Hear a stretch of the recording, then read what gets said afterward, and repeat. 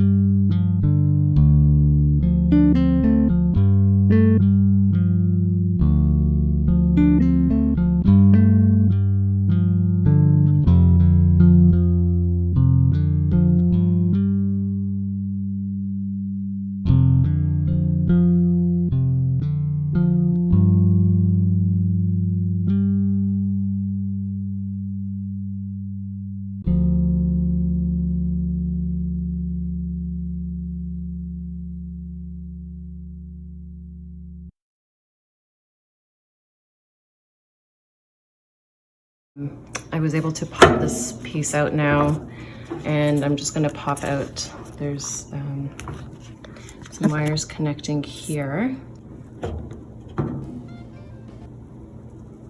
Oh, no, there we go. Perfect. So this is not a genuine part because they don't seem to be making them anymore. So I've taken this little tiny washer out of the old one, as well as this padding. Well, it doesn't fit exactly, but it fits okay. Okay, so I've put this back in nicely. Just reattach these. Sorry for the camera moving everywhere. Okay.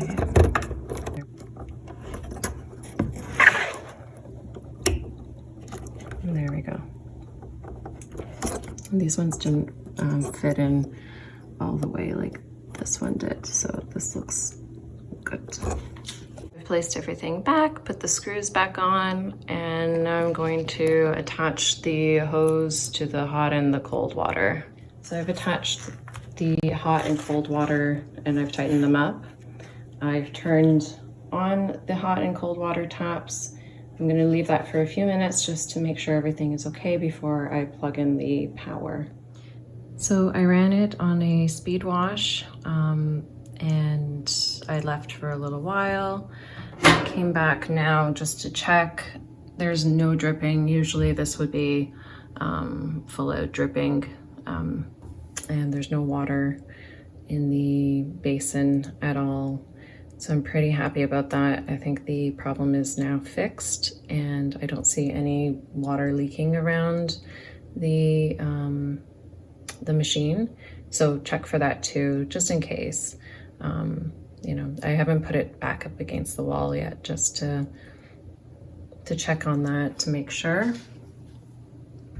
So I think that fixed the problem. So it's a very easy fix. I hope that this video helps you.